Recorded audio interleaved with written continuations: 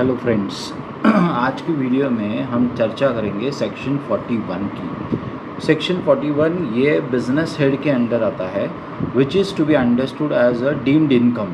Section 41 states that if any expenditure which you have deducted in the earlier period, the same thing if it is waived off or it is recovered, then it is to be made taxable and deemed to be income in the previous year.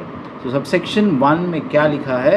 Where an allowance or deduction has been made in the assessment for any year in respect of loss, expenditure or trading liability incurred by the assessee and subsequently during any previous year, the first mentioned person has obtained, whether in cash or in any other manner whatsoever, any amount in respect of such loss, expenditure or some benefit in respect of such trading liability by way of remission or cessation.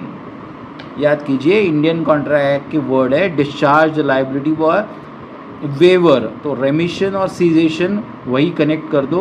There of the amount obtained by such person और value benefit accruing to him shall be deemed to be the profit and gains of the business और profession.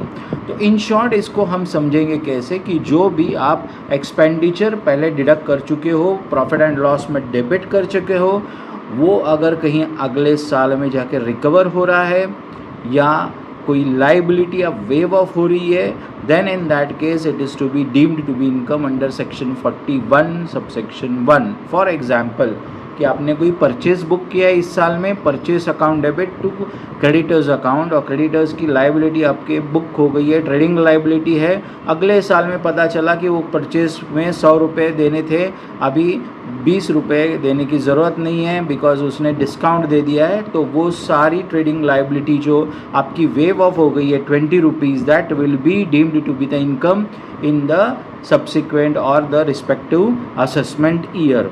This is what the effect of section 41 subsection 1. Thank you.